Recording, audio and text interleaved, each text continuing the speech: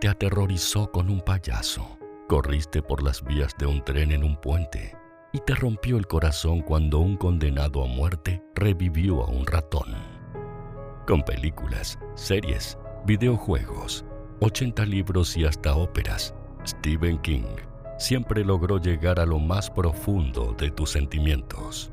Llegó la segunda temporada de La Corte del Rey, un podcast de Penguin Random House, grupo editorial sobre la vida y obra de Stephen King, escrito y conducido por Ariel Bossi. Esto es La Corte del Rey, segunda temporada, episodio 6. Primero, las noticias, y son un montón.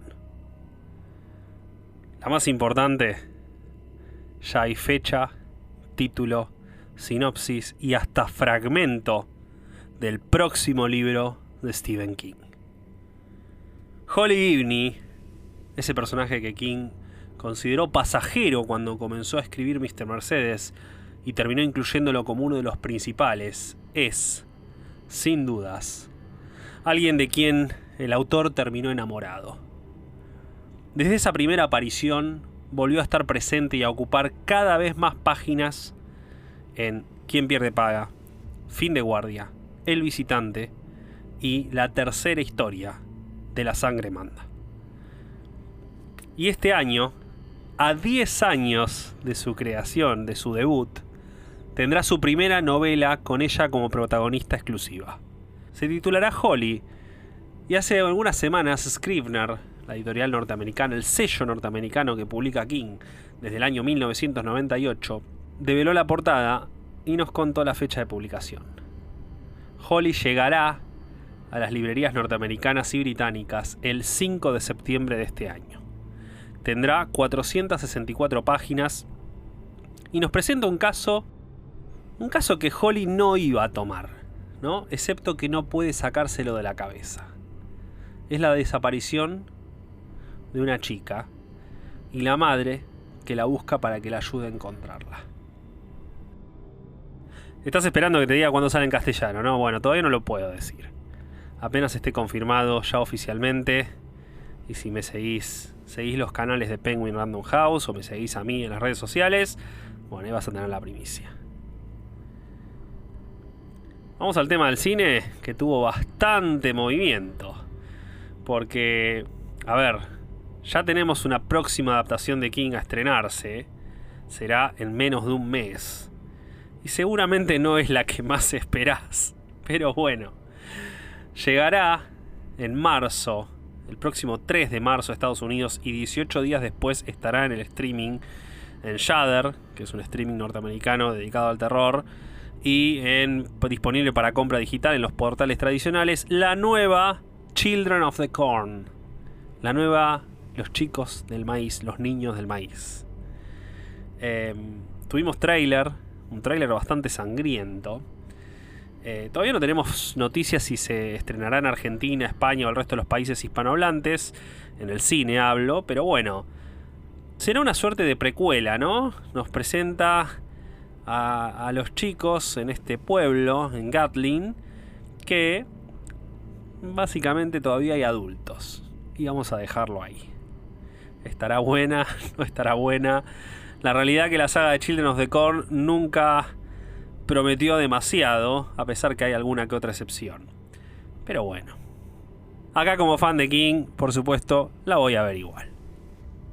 La siguiente adaptación que tendremos de Stephen King es una suerte de sorpresa, ¿no? Porque inicialmente fue programada para Hulu, para el streaming, y sin embargo midió tan bien en las funciones de prueba que Disney, que es la compañía atrás de la adaptación, decidió moverla al cine.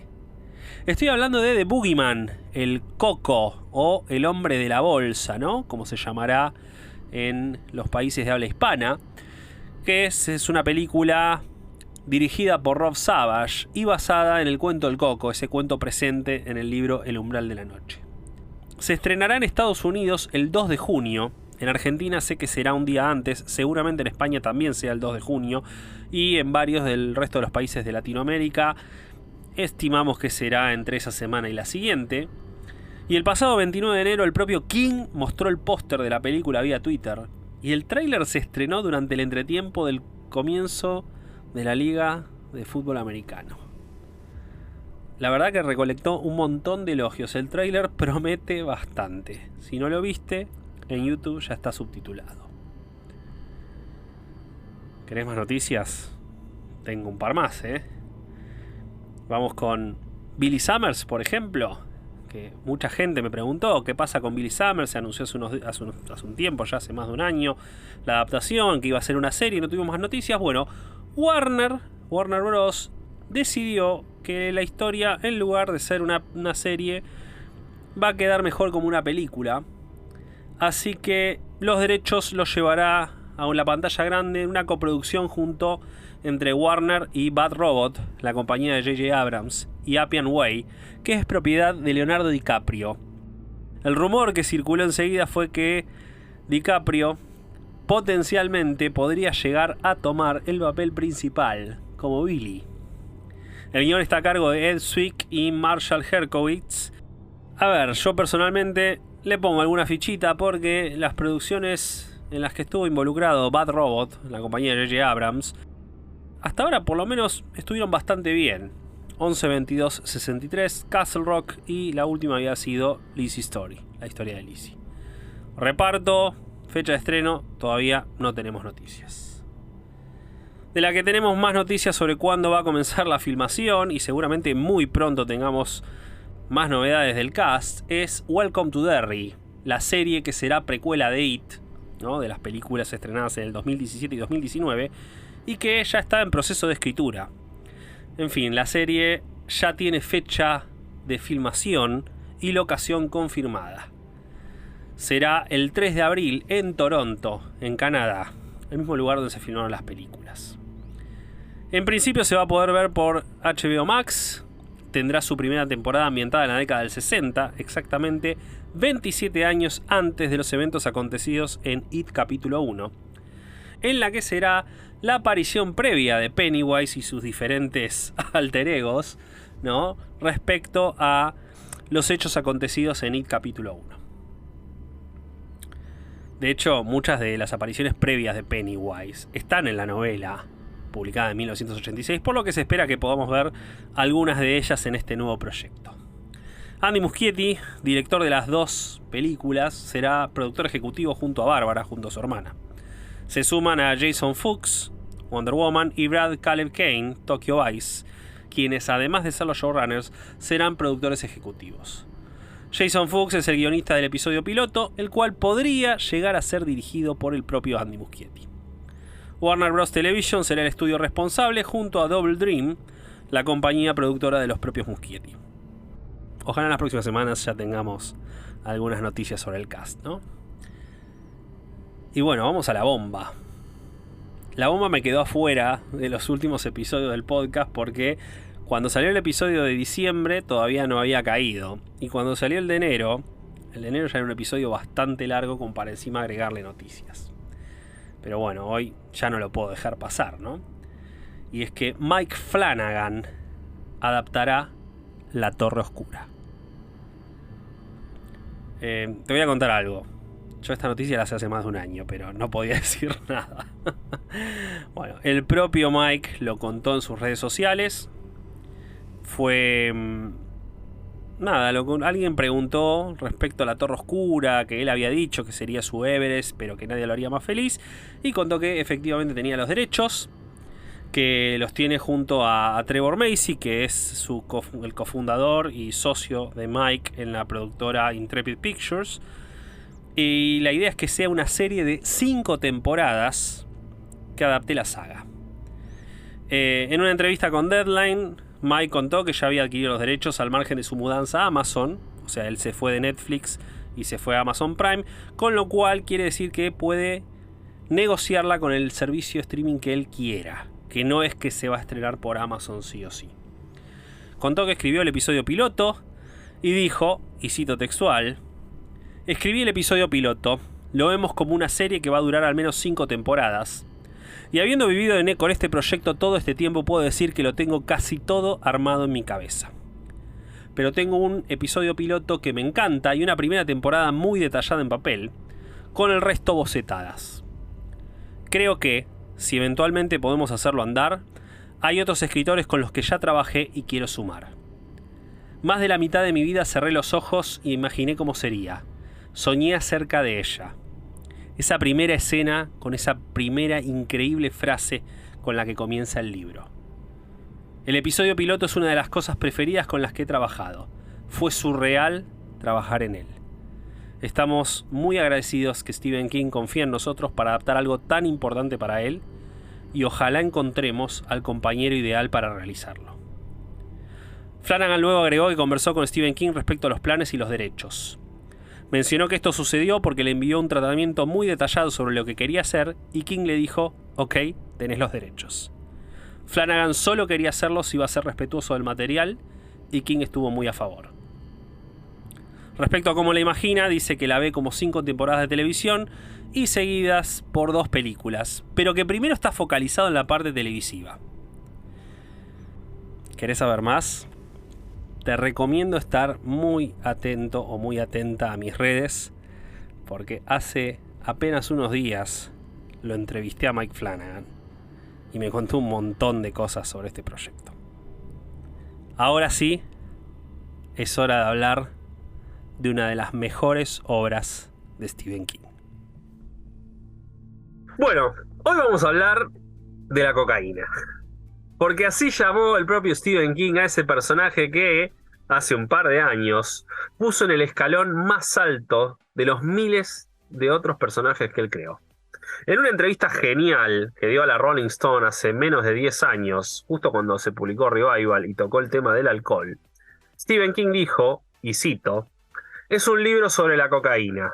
Annie Wilkes es cocaína. Era mi fan número 1. Por supuesto estoy hablando de Misery, y para conversar sobre esta novela, pilar absoluto de la obra de King, tengo conmigo a un amigo. Se define como geek y otaku desde antes que fuera moda, y seguramente después de que deje de serlo.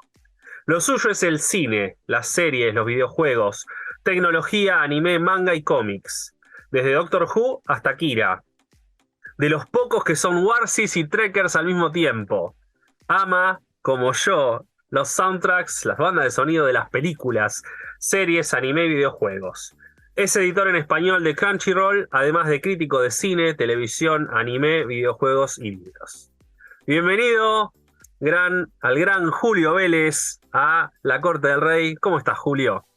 Ariel, amigo, qué emoción y qué gusto estar aquí en este distinguido podcast. Y bueno, no merezco tantos honores con la presentación, pero de verdad es un gusto tener ya por fin el privilegio de estar aquí en tu podcast. Yo estaba esperando para grabarlo. La verdad que esta segunda temporada del podcast me vengo dando gusto tras gusto, ¿no? O sea, dije, quiero este episodio acá, este episodio con esta persona. Por ahora todos accedieron, con lo cual para mí es un orgullo y un honor, el honor es mío. Bueno, muchísimas gracias por estar acá. Me alegro de que estés bien. Y bueno, hoy nos toca uno de esos libros indispensables, ¿no? De Stephen King, una novela que para mí es imposible no ponerla en un top 10, ¿no? Del rey, ¿no? Inicialmente King la imaginó como una novela corta, ¿no? En un vuelo a Inglaterra, él estaba viajando a Inglaterra, soñó con una mujer que mantenía a un escritor como prisionero, después lo asesinaba, lo despellejaba y le daba de comer los restos a su mascota, que era un cerdo. ¿Y qué pasaba con el final? Usaba la piel para encuadernar un libro, algo que, permítame contarles, ¿no? Porque acá puede parecer chocante, pero no es algo tan inusual, ¿no? De hecho, a lo largo de la historia un montón de libros encuadernados con piel humana. En fin, la cosa es que King anotó el sueño en una servilleta, ¿no? Para no olvidárselo, y una vez en tierras británicas comenzó a escribir una historia que para el momento en que llegó a la página 16 la tituló la edición Annie Wilkes, ¿no? Y luego, bueno, como King no se queda con una novela corta, siguió escribiendo hasta transformarse en lo que pudimos leer. Voy a advertir, antes de arrancar con la primera ya pregunta a Julio, que va a haber spoilers.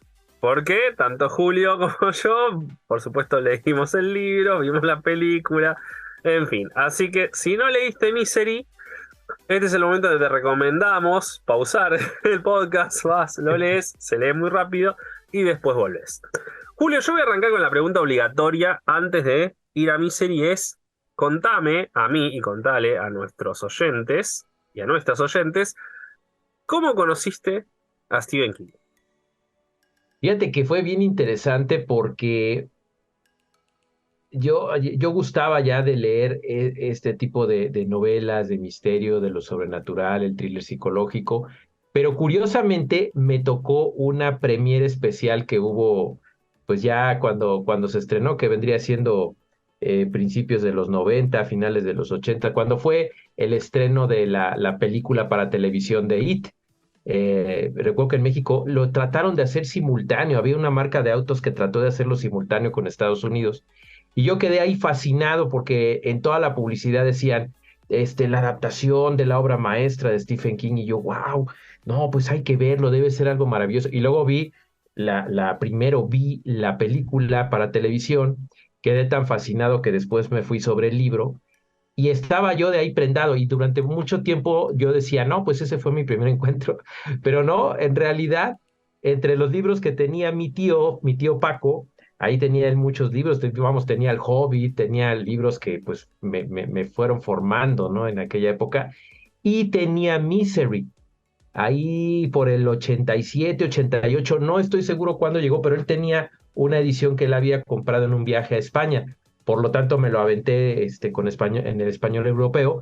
No estoy seguro si ya en Latinoamérica estaba para ese entonces impreso, tal vez tú me ilumines al respecto, pero me acuerdo que eso fue realmente lo primero que leí, pero yo tontamente en mi adolescencia nunca conecté que se trataba del mismo autor hasta tiempo después, ¿no? Por lo cual, una de mis historias más entrañables, la primera, la que me sumerge, es It, pero la primera realmente fue Misery, que al ser un género tan diferente, una historia tan diferente, abrió todavía mi fascinación por el autor todavía más, porque esa capacidad de mantenerte al hilo con dos géneros diferentes y dos narrativas diferentes fue algo que me fascinó de él desde el principio. Este es un accidente hermoso. Este es un accidente hermoso porque yo esto no lo sabía, y que tu primer libro haya sido justamente Misery. O sea, coinciden tres cosas. Número uno, que este capítulo está dedicado a Misery, ¿no? Y fue tu primer libro, segunda coincidencia. Y tercera, Misery es el libro que cuando siempre la gente me pregunta con cuál arrancar con King, yo digo Misery. Entonces, nada, es como que se dieron todas las cosas juntas acá. La otra cosa que me parece fascinante, que después te voy a pedir que me cuentes un poco más, cómo fue todo lo del evento, del estreno simultáneo de la miniserie de It en el año 90, por favor. Eso debe haber sido una locura hermosa. Después vamos a tocar ese tema sobre el final porque estoy muy, muy interesado. Yo para el libro, para todo sobre Stephen King, investigué un montón respecto a fechas de publicación en lo que fue España, sobre todo acá en Argentina, me focalicé más en Argentina, lo que fue en Latinoamérica me focalicé más en Argentina. En México traté de investigar, pero no había tanta información, ¿no? Y nada, me parece justamente lo que estás diciendo es un dato que yo no tenía ni idea, que había una movida de una compañía automotriz encima, ¿no? Que es re loco, ¿no? Si lo pensamos, que había gestionado para un estreno simultáneo con ABC en Estados Unidos. Sí. Sí, Así fue que impresionante. Sí. Bueno, ahorita lo platicamos si quieres, cuando ya me preguntes específicamente eso, porque sí, fue algo increíble y aparte fue una anécdota de vida muy fuerte porque ellos querían hacer el 1-2 en publicidad. Entonces, la parte 1 te la transmiten el sábado y la parte 2 el domingo. Entonces, yo me aterroricé con la 1 y mis papás ya no me dejaban ver la 2 y la tuve que ver a escondidas porque tenía que ver la segunda parte. Y un fenómeno similar ocurrió con muchos amigos de la época porque sí, estábamos fascinados y era la aventura de incluso ver de manera prohibida la segunda parte porque causó tanto revuelo la primera que en el boca en boca los papás advertían que no dejaran ver a los hijos la segunda parte. Fue una cosa impresionante. me estás contando algo genial. Me estás contando algo genial que vamos a tener que seguir hablando. Desde ya te lo digo, ¿no? Porque claro, a ver, toda la etapa post año 2000, con ya canales, productoras y demás, realmente empezando a hacer hincapié en serio en las campañas de promoción a través de internet, el acceso era mundial, ¿no? Entonces ahí el registro está mucho más fácil. Pero claro, las avant premier de los años 80, de los años 90, nosotros nos enterábamos de casualidad de algunas películas que se habían estrenado en Estados Unidos. Si estabas muy atento al diario, al periódico, ¿no? Y te decía que, no sé, yo me acuerdo, por ejemplo, una película que me moría de ganas de ir a ver en su momento, cuando se estrenó, Mortal Kombat, ¿no? Yo en Mortal Kombat era un fanático del videojuego, por supuesto. Cuando me entero que se va a hacer la película, todo el tiempo leyendo los diarios a ver dónde salía una noticia de esta producción, ¿no? O revistas y demás, y llegaba todo en cuentagotas. La realidad era así. Me acuerdo que encima se estrenó, fecha rara si la hay, un 1 de enero, que ni siquiera era jueves, ¿no? O sea que acá en Argentina los estrenos son los jueves, pero ese se estrenó un 1 de enero y en realidad en Estados Unidos ya se había estrenado hace un tiempo. Y la información no llegaba, ¿no? A 4 clics no teníamos esa información. Con lo cual lo que me estás contando para mí es increíblemente valioso. Bueno, primer libro, Misery. Miniserie ahí, el libro, todo lo que quieras, pero bueno, Misery, primer libro. Ya mismo contame, ¿qué te pareció cuando leíste la novela? A ver, ¿cómo fue cuando leíste la novela y qué te pareció? No, no era uno de los libros prohibidos, digamos, porque pues ahí lo tenía mi tío, ahí estaba, pero lo que más me llamó la atención, no te puedo decir cómo era la portada, porque por más que trato no me acuerdo. La portada nueva, pues es esta, de esta edición reciente que me hicieron llegar, que por cierto me gusta mucho, pero no es la misma, definitivamente no es la misma portada. Era pasta dura, era una edición de España y quizás ni siquiera tenía una ilustración. Sí, ajá, nada más que no decía Stephen King arriba, pero sí las letras ensangrentadas, es así. Ahí le estoy mostrando a Julio la que fue la primera edición española, ¿no? No sé. Ahí está, sí, sí, sí, efectivamente. Y entonces lo que pasó es que algo que apuntabas tú al inicio de nuestra charla era precisamente que es una novela que te puedes aventar rápidamente, Tal 397 cual. páginas. En realidad, lo que yo hice fue que vi varios ahí, voy a agarrar este porque, y leí la trama y se me hizo fascinante y comencé a leerlo y no me pude despegar hasta que terminé. La narrativa y la forma en la que King va envolviéndote en la historia, haciéndote sentir ese terror y todo, fue algo muy, muy escalofriante y fue para mí fabuloso y crucial haber tenido la oportunidad de leer primero el libro y después haber visto la película. Eh, a veces es imposible, ¿no? Bueno, me pasó ya tiempo después con Thomas Harris y Hannibal, por ejemplo, pero a veces es difícil, ¿verdad? Que primero leas el libro y después resulte que está ahí la película y ya la puedas ver y todo, y luego haya sido algo tan grande como un Oscar para Katie Bates y todo esto, pero ya me dio a mí la oportunidad de hacer esos comparativos, pero desde la obra original y no al revés, que muchas veces te pasa eso, ¿no? Sí, sí, comparto un 100%. Es un libro que tiene un ritmo que lo que se llama un page turner, es imposible de soltar. Es imposible de soltar. Fue publicado en inglés en 1987, que fue un año en el cual Stephen King apareció 4 veces en las librerías, para alegría de la editorial que lo publicaba y posiblemente bastante enojo o resignación de los autores y autoras que competían con él, porque no compitieron contra un King anual, sino contra 4, ¿no? O sea, King arrancó el año y se publicó el segundo volumen de La Torre Oscura, ¿no? Primero llamado en castellano La Invocación, y en la última la traducción correcta, que es La Llegada de los Tres. También fue el año en el que llegó Los Ojos del Dragón, que inicialmente se había publicado en formato limitado, ¿no? A través de la editorial del Pepe King, de Picton Press, en el año 84, pero bueno, King lo revisó un poco, expandió algunas cositas del libro y se publicó masivamente en el año 1987.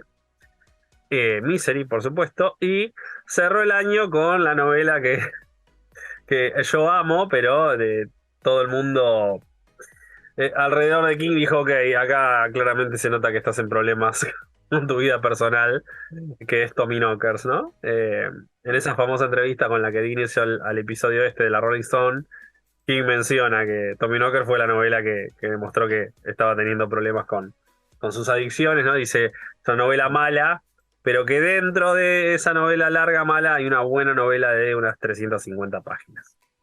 Bueno, ¿de qué trata Misery, no? Es muy sencilla la premisa. Es un escritor famoso de novelas románticas que tiene un accidente y es rescatado por una enfermera que resulta ser su fan número uno, ¿no? Es la fan número uno del personaje de Misery Chastain, ¿no? La protagonista de esta serie de novelas que escribe Paul. Es la situación ideal, ¿no? No, ni de casualidad. Porque esta fan número uno se puede decir que acuñó el término que se volvió viral en los últimos años, que es la definición perfecta de una persona tóxica. Sí.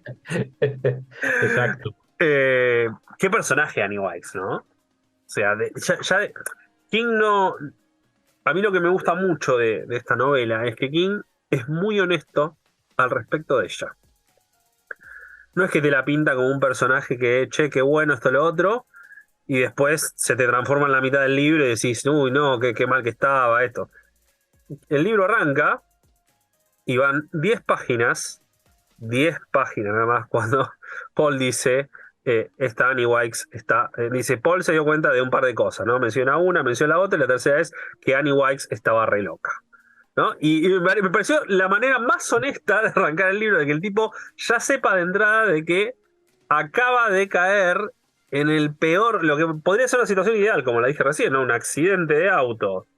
Y el tipo es rescatado por alguien que sabe de medicina, que tiene acceso a los fármacos necesarios para recuperarse, porque el tipo termina con los pies destruidos, o sea, realmente el accidente, el libro arranca con una respiración boca a boca, ¿no? En el accidente que el tipo se estaba muriendo, básicamente. Y lo zafa y nada, termina diciendo, ok, no, caí en el peor lugar del universo. ¿Qué te parece Annie Wilkes como personaje? Fíjate que tocas un punto muy interesante. Al trote de los años, habrá quien en el momento, y yo recuerdo algunas personas que lo comentaban, se les hacía exagerado el personaje, exagerado su fanatismo y su locura y ese amor enfermo por su héroe, su autor favorito. Pero al trote de los años y al ver todos estos fenómenos sociales, el status quo post pandemia, incluso como mucha gente cambió dramáticamente su forma de pensar, se hizo maníaco depresiva cuando no lo era, lo acabo viendo como una profecía de cómo puede Stephen ser King alguien anticipó. tóxico. Sí, exacto, porque es el parámetro del tóxico, de la tóxica, pero al 100% y sin exageración alguna, ¿no? Y además, cuando él lo plantea en su novela originalmente, lo hace de una manera natural, de una manera orgánica, de una manera progresiva, donde desde un principio se entiende que es una persona que no anda bien, pero que te proyecta lo que hoy lamentablemente es una normalidad, ¿no? En muchas personas y que está causando estragos en redes sociales, por ejemplo, ¿no? Me imagino a Annie Wilkes con Twitter, imagínate qué cosa. Acabas de definir algo increíble. No se me Es había que, ocurrido, pero sería como una bomba explosiva. Bueno, a ver, sí. no voy a meterme en el terreno político, ¿no? Pero vayamos un par de años atrás, cierta elección norteamericana y Uf. tenemos... No Ahí estamos tan está. lejos, ¿eh? Exactamente. Y ese es precisamente lo que me mantiene fascinado de Stephen King, con Misery, por supuesto, pero hay otras obras en las que te empiezas a plantear cosas que dices, bueno, ¿de qué manera no envejecen sus historias, no envejecen sus personajes? Porque esa es la clave de que sigan fascinando a nuevas generaciones, ¿no? Que llegue una nueva versión de Ida al cine y que vuelva a fascinar porque la historia eje es maravillosa. Y eso pasa con Misery, solamente que ahí no hay elementos sobrenaturales, sino una conducta sociópata fuertísima. Y en el lado del autor, pues el querer escapar. Que eso es, fíjate, precisamente amarrando un poquito con lo que me preguntaste al principio, fue lo que me hizo no soltar el libro, porque yo sentía que si soltaba el libro lo iba a matar. Así de Me buena encanta era la esto. narrativa en mi mente. Entonces yo decía, me lo está contando de tal forma que es como el libro de Neverending Story, que si lo cierro se va a morir, entonces tengo que acabarlo de leer ahora mismo. Pocas veces me ha sucedido eso con una obra escrita. Hermoso, me encantó toda esta definición. Mirá, lo que decían de los libros de King, esa suerte de atemporalidad que tienen. Vayamos al primero publicado, Carrie. Carrie es la historia de una chica que sufre bullying. En este caso, King, en lugar de darle un arma automática, ¿no? Y convertirlo en una tragedia actual norteamericana, le dio el poder de la telequinesis. Pero al final del día la venganza de ella es, o sea, ¿cuánta gente se puede sentir recontra identificada de lo que sufre Carrie? Me parece que King justamente lo que él, si no vemos, nosotros vemos el trasfondo de la gran mayoría de sus novelas.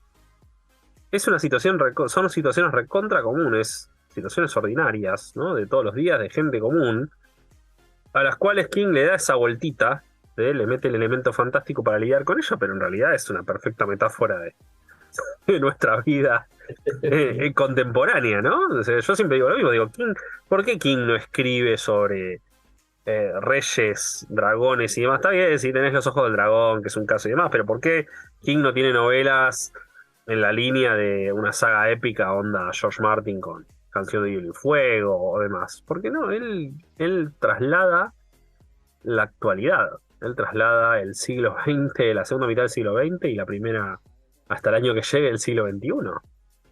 ¿No? El próximo libro, Holly, el próximo libro a publicarse de él es Holly, sale en septiembre, y acontece en plena pandemia. En plena pandemia. Volvamos a Misery. Bueno, hablando de Misery, justamente la inspiración. Con la definición de que King dijo, Misery habla sobre la cocaína, ¿no? Annie Wilkes es la cocaína. Y ustedes, a los oyentes, a los y las oyentes, en realidad, pero Julio, lo vamos a ver con vos. Fíjate que ya de entrada el tipo tiene el accidente, Paul tiene el accidente, y aparece esta droga, que ahora no recuerdo el nombre exacto, ¿no? Una droga que tenía codeína. Guiño, guiño, ¿no? O sea, vos fíjate cómo todo esto, supuestamente la adicción de King era algo oculto, ¿no? Era algo que él te mantenía oculto de la familia y todo lo demás. Pero fíjate cómo se va colando a través de la obra, ¿no? Ya en niveles donde King ya le empezaba a costar mantenerla, ¿no? Esta farsa, ¿no? De que estaba todo bien. Y entonces tenemos una novela que ya de entrada la mujer está...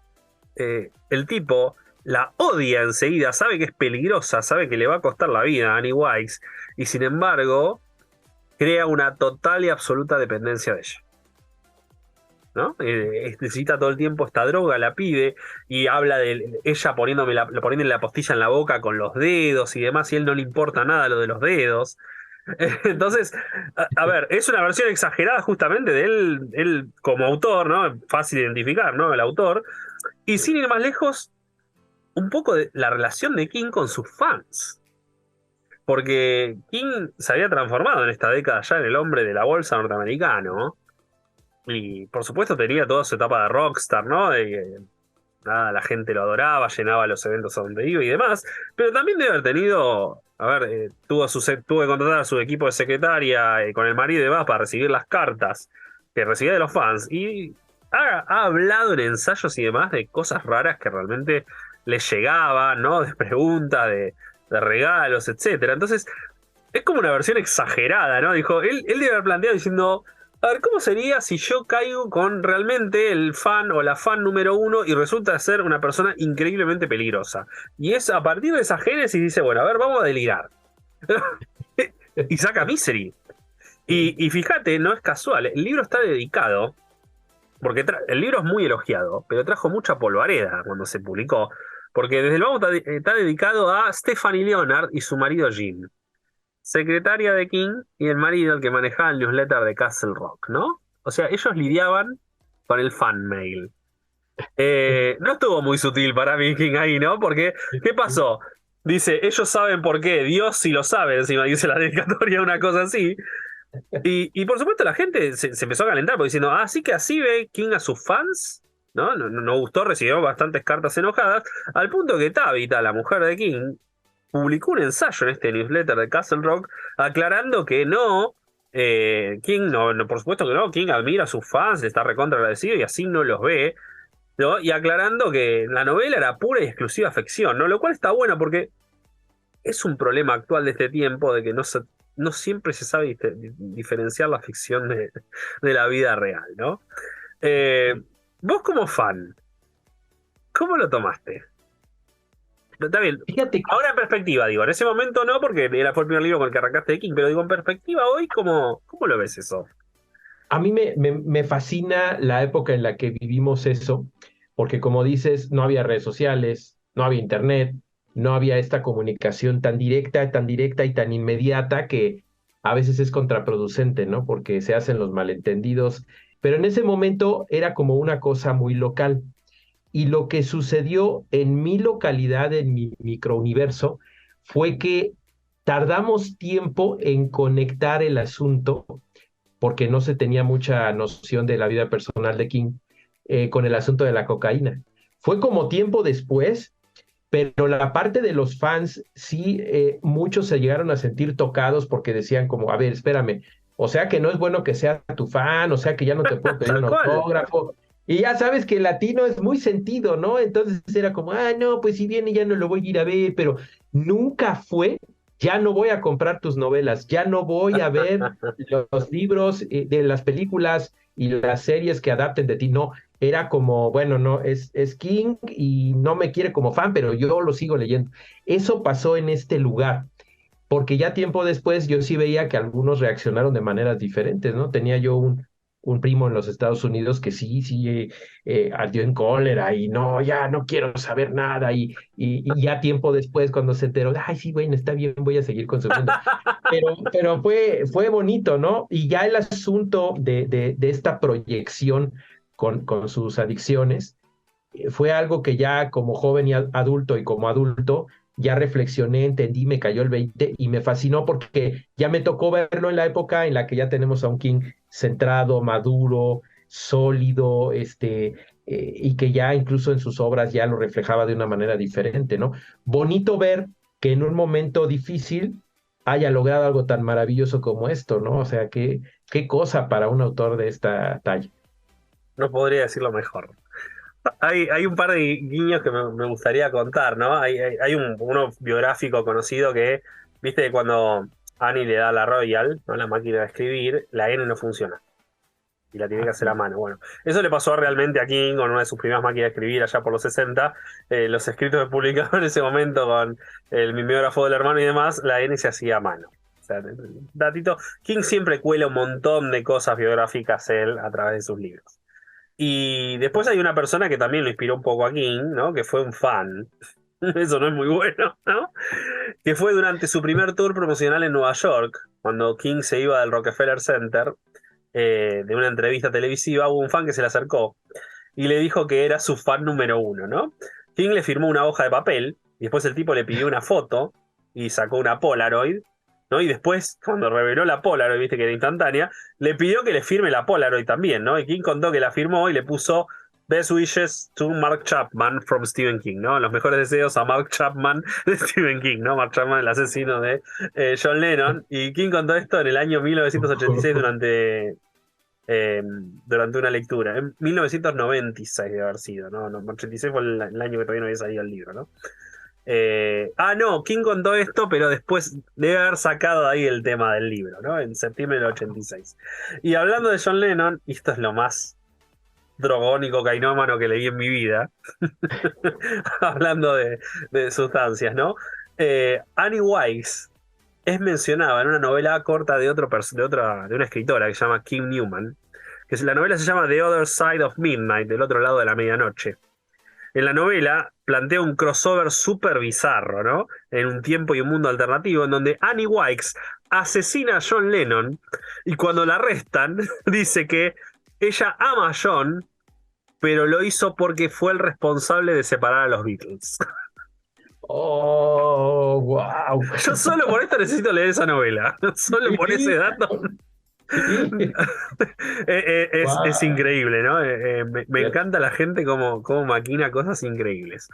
Es cierto. Adelantamos 3 añitos, nos vamos a 1990, a la década del 90, y tenemos que el gran Rob Reiner es el que consigue convencer a King de que le dé los derechos, ¿no? Si alguien le iba a hacer, que sea Rob Reiner, ¿no? De Misery, porque King era reacio a dar los derechos de esta obra, o los terminó dando, y filmó una película, una locación nada más en realidad, podemos decir, si queremos, ¿no? no haber gastado casi nada en realidad la producción con eso, gastó en los sueldos y la promoción. Actor, le ofreció un montón de actores, desde Robert De Niro, Harrison Ford, en fin, todos rechazaron. El que lo aceptó fue el gran James Caan, ¿no? Y para la actriz, para Annie Wilkes, llegó Kathy Bates, quien se llevó un premio Oscar por su performance en esta película. Yo todavía, y perdón si alguien alguna vez me lo dijo y yo no retuve, de haber sido mi cerebro bloqueándolo, todavía no conocí una persona a la que no le haya gustado la adaptación de Nice. ¿Qué opinas vos, Julio, sobre, para mí, este peliculón? En primer lugar, tampoco conozco a alguien que me haya dicho, no me gustó. Es más, con quien he platicado, sale el tema, hablamos de la película, he encontrado gente que ni siquiera sabe que se va a hacer una novela, entonces lo primero que hago es recomendárselas, lo primero que hago es decirles, ve y compra el libro, cómpralo, o sea, no lo piratees, no lo bajes, no. Ve y compra el libro porque después de leerlo lo vas a querer tener allí en tu biblioteca como una joya. Y recuerda, compara, vuelve a ver la película, porque aparte el ejercicio en este sentido de la adaptación y la obra original es para mí uno de los más suculentos que existen, ¿no? En el séptimo arte con respecto a lo escrito.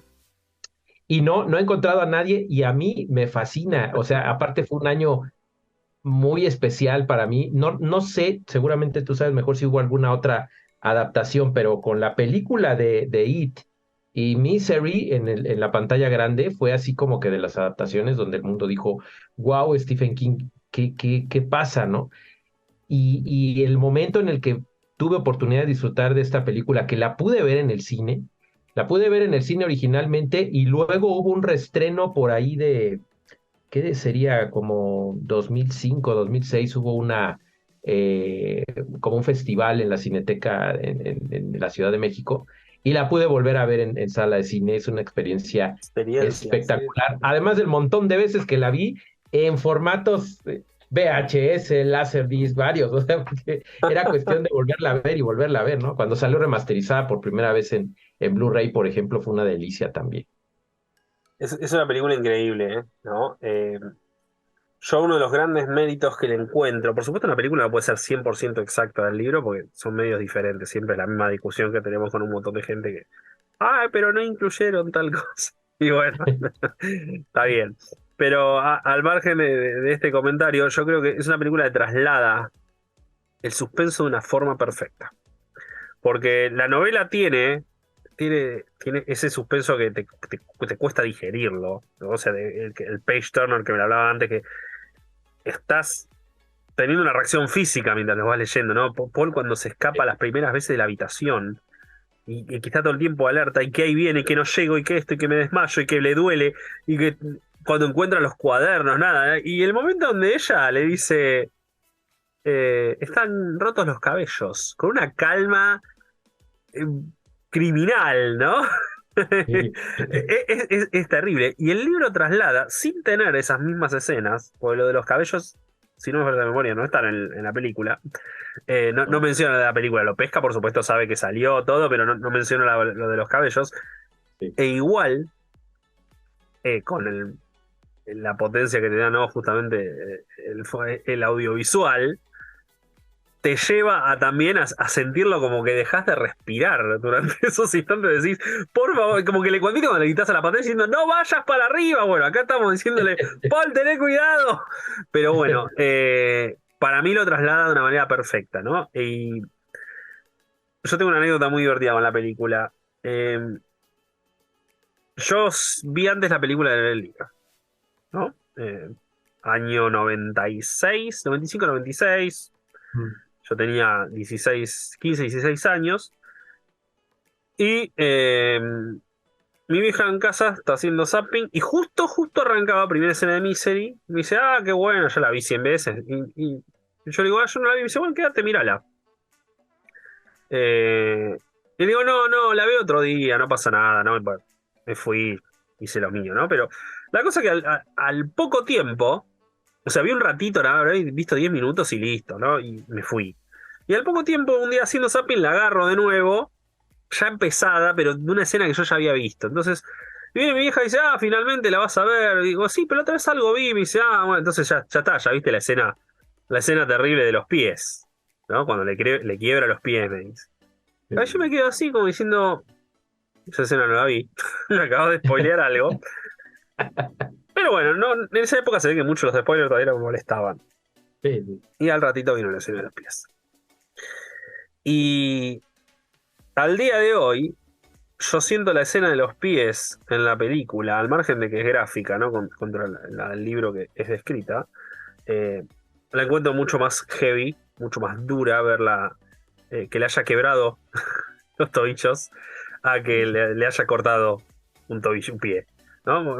Me pasa que, no sé, cuando fui a ver las Juegos del Miedo, ¿no? Las Saw, Ah, podía ver que se cortara cualquier tipo de miembro del cuerpo y demás, y no me mueve un pelo, de hecho me divierte porque eso es lo que estoy yendo a ver. Ahora, cuando hay una fractura, me cuesta respirar. Y este me costó respirar un montón. Tiempo después me causó gracia porque vi una nota a Annie Wax, a Kathy Bates, y que decía que ella, y yo quería cortarle el pie, no quería quebrarle los cosos. Terrible, terrible, terrible escena. Bueno, a mí la película nada, como dije, me parece un 10. Es excelente. La performance de ella me parece que es sublime. Él también, James Caan la rompe también.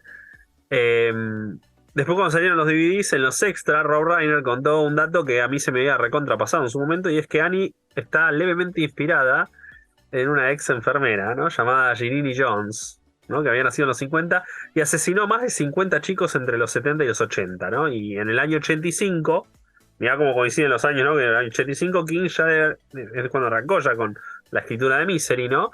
Fue condenada a perpetua y recién cuando tenga 87 años va a poder aplicar para salir, porque cada vez que se cumplía el plazo le sumaban una nueva perpetua y demás. Así que dentro de 15 años por ahí puede llegar a salir si es que llega, ¿no? Después tuvimos a Annie Wilkes hace un par de años, de nuevo el personaje, ya mucho más joven, traído a través de Castle Rock, ¿no? La serie que trató de ser una suerte de King Verso, ¿no? Y la trajo personificada por Lizzie Kaplan. Acá yo trato de no ahondar porque va mucho en el pasado de ella, encima nada, tiene a la hija ahí, bueno, en fin. Al margen de esto, después tuvo otras adaptaciones, la obra que fue mucho teatro. ¿Se estrenó alguna en México las obras de teatro de Misery? ¿Tuviste oportunidad de verla? no hubo en México. Yo tuve oportunidad de leer que se había hecho una adaptación en otras partes del mundo, pero por más que estuve yo al pendiente, nunca hubo una en México. Acá en Argentina hubo y yo no fui, y todavía al día de hoy me sigo azotando la espalda debido a ello, porque nada, no puedo entender por qué no fui a verla. Es una de esas cosas que me arrepiento. En la primera temporada del podcast lo mencioné 300 veces. Che, me perdí la obra de teatro, la adaptación de Misery. A ver si alguien tiene una grabación para pasarme. No hay grabación. Me contactó gente que trabajó en la producción, que guardaba, no sé, estaba fotos de las profs, de las funciones, e incluso había papeles con registros, ¿no? Con cosas que tenían que ver con la obra, el folleto, todo, pero no hay grabaciones. Y desde entonces nada, estoy rogando que un día aparezca un productor y diga, voy a estrenar Misery nuevamente en Argentina, porque me parece que es ideal para teatro, ¿no? Sí, sí, sí. Tiene toda la atmósfera, precisamente como dices, pues el escenario se reduce a uno. Tipo lo de The Whale, ¿no? Que viene de una obra teatral precisamente, pues es una sola locación.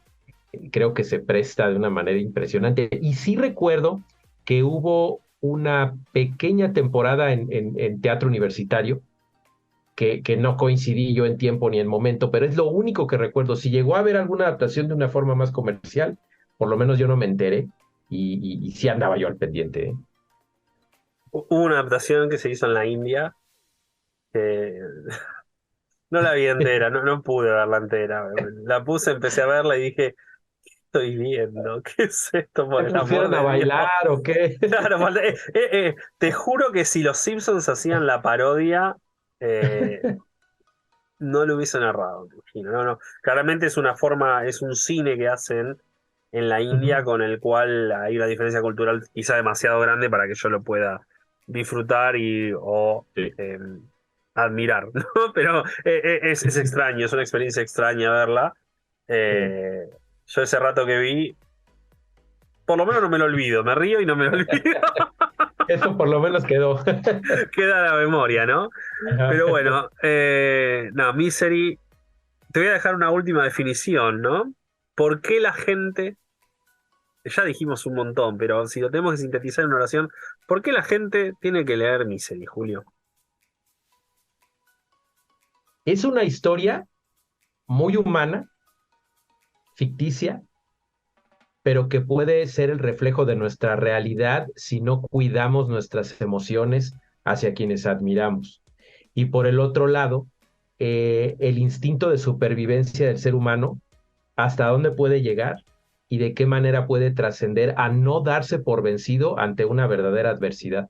Creo que es una historia que, aunque es cruda, no la recomendaría para un pequeñito, un niñito chiquito, pero sí es importante que de jóvenes en adelante, cualquier edad, la lea, la disfrute, la vea en el cine y la tenga en su colección. Me gusta regresar a esa historia de vez en cuando, ¿sabes? Porque me gusta ver el gran trabajo, obviamente, del autor, pero también el de toda la gente que estuvo involucrada, principalmente en la adaptación cinematográfica. Hay algo terrible en el libro, ¿no? Hay una cosa que mencionaste al comienzo del podcast que me gustó mucho, que son las dos narrativas, los dos tipos de narrativa que tiene el libro, porque por un lado tenemos la historia, obviamente que la cual estamos hablando, ¿no? Que la historia que nos convoca acá, que es la de Paul y Annie, y por otro lado se intercala con este nuevo libro que Paul se ve obligado a escribir, que es El regreso de Annie, ¿no? A mí me pareció, hay dos escenas, hay muchas escenas memorables, pero hay dos que no me las puedo sacar, y yo el libro lo leí hace 20 años ya. Pero la escena que ella le hace quemar era Autos Veloces, me parece se llamaba el otro libro que él había escrito. En el libro Autos Veloces, sí. Con toda esa, perdóname la palabra, con toda esa boludez de él que había dicho por qué no hice una copia y lo mandé y demás, y estaba con el libro encima y le hace quemar la única copia que hay de este libro que él había terminado de escribir y que se creía que iba a ganar un premio importante y demás, y se lo hace prender fuego. Pero él está tan desesperado por la droga esta que le calma el dolor, como la psicodona fuese, ¿no? Que Sí. termina quemándolo. Se termina quemando. Le hacía quemar las primeras páginas y después múltiplos de un 9 era, ¿no? 7, 9, no me acuerdo, porque era un número poderoso, una locura hermosa, ¿no? Y después lo que a mí me resultaba curioso era, él estaba a punto de salir el libro, el último de Annie Wilkes, el último de Misery Chastain. Sí, Chastain. No me acuerdo cómo se llamaba. El hijo de Misery. No, se llama El hijo de Misery. Y ella, Ajá. nada, encuentra justamente, le salva la vida a su escritor estrella y demás, todo.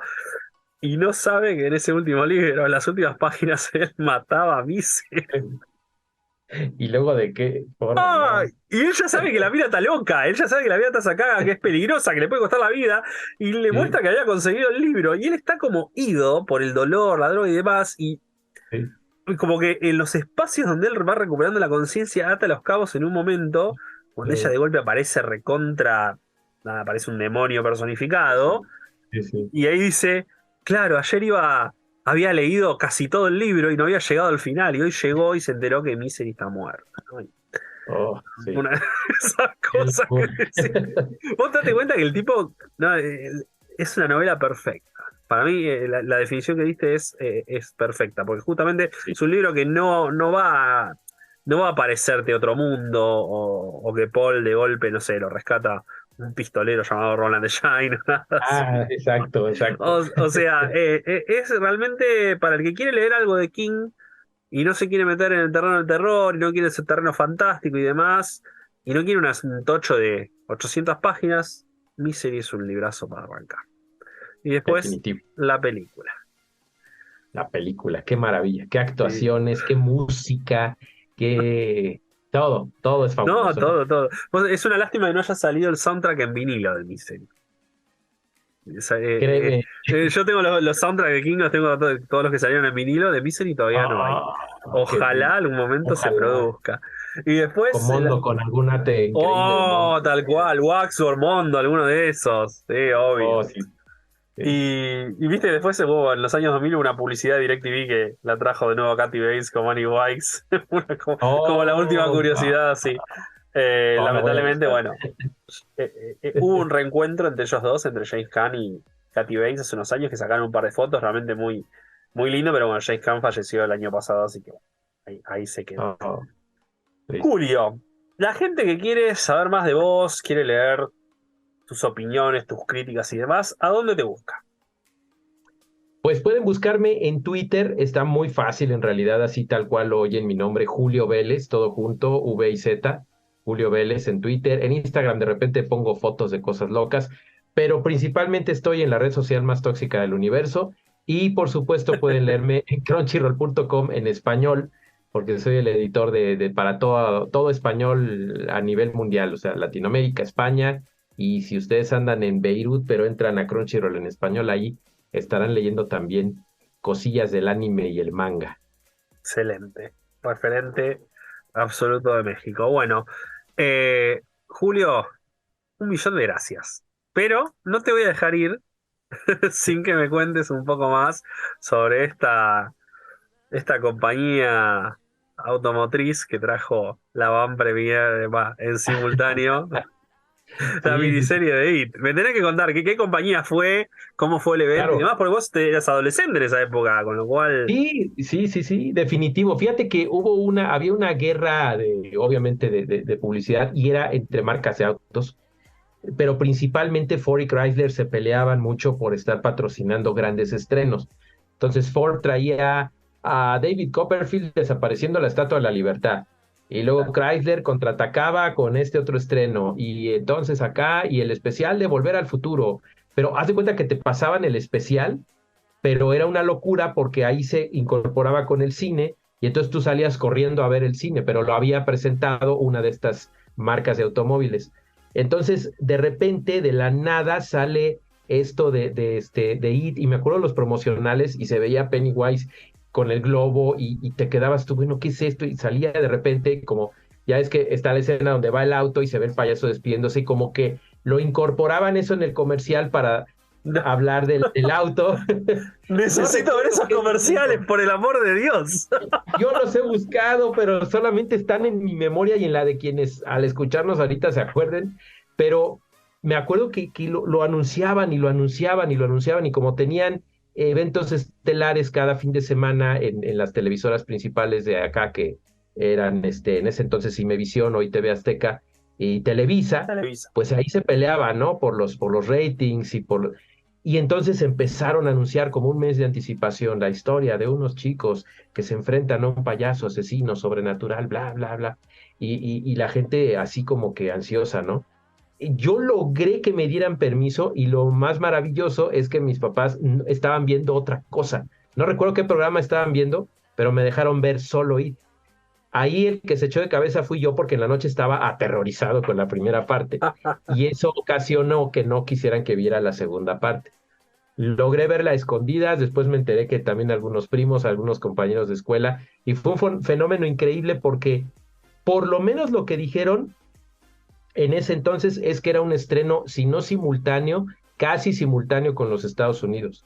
O sea, no había ni siquiera un delay como había en esos años de que llegaba a pasar hasta un Años. año, Años, dos, ¿no? sí. Ay, Claro. hasta que se doble en español. No, no, pasó con subtítulos en inglés en televisión abierta, lo cual tú sabes que es muy difícil. En esa época era muy difícil. Hasta la fecha siguen pasando películas ya con doblaje. Claro. Es muy difícil que te pongan algo a menos que sea un canal cultural como el Canal 11, pero en Canal 5 era imposible. Y esas dos películas pasaron de esa manera. Entonces, lo tengo como un recuerdo muy, muy grato, muy escalofriante, pero la entrada así con puño de hierro al universo de Stephen King, porque por supuesto lo que hice fue después investigar como loco y en mi previa adolescencia, pues ver cómo carambas conseguía el libro, ¿no? Cosa que después ya fue maravillosa conseguir y leerlo y bueno, entrar fascinado a este mundo.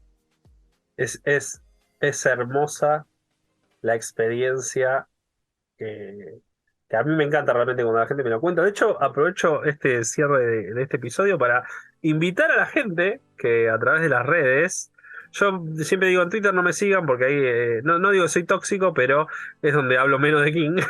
O sea, ahí es donde me voy a quejar de política normalmente en Twitter, pero búsquenme en Instagram que estoy más tranquilo, ariel.bossi, una sola B, B larga OSI, una sola S también, perdón. Y me cuenten, ¿no? Ese momento en donde dijeron, ok, tengo que leer más de Stephen King a partir de este libro que me abrió un mundo, ¿no? Tengo que ver más, buscar sus adaptaciones, lo que sea.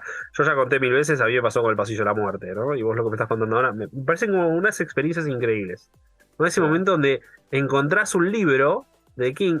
Yo ya había leído 2 para el momento que había leído Maleficio y Christine.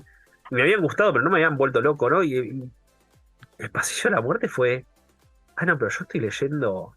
Esta es una experiencia única y quiero más. Es mi cocaína. O sea, yo necesito más de esto. Ahí está. King lo logró trasladar así. Julio, muchísimas gracias. La pasé 10 puntos. Ojalá podamos repetirlo muy pronto. Hablando de más de King, de otros títulos, de lo que sea. La verdad que un 10, ¿no? Me maté de risa. Aprendí un montón de cosas que no sabía. Todo lo de It y todo esto fue fascinante, ¿no? Y bueno, vos lo que me contaste aparte de Misery, ¿no? Que lo viviste ahí en carne propia en los momentos de los estrenos. Me parece una cosa súper interesante, porque cada vez hay menos registro de esas cosas. Es cierto, no lo encuentras en internet, tienes que platicarlo con quien lo ha vivido y aparte es entrañable, ¿no? Contarlo de esa manera, Sí. revivir la nostalgia. Y bueno, yo muy agradecido que me hayas invitado, Ariel, siempre es un privilegio y cuando gustes aquí estaré con todo gusto. Muchas gracias, Julio. Bueno, muy pronto seguramente tengamos otra oportunidad. Por lo pronto yo acá me voy a despedir de todos ustedes.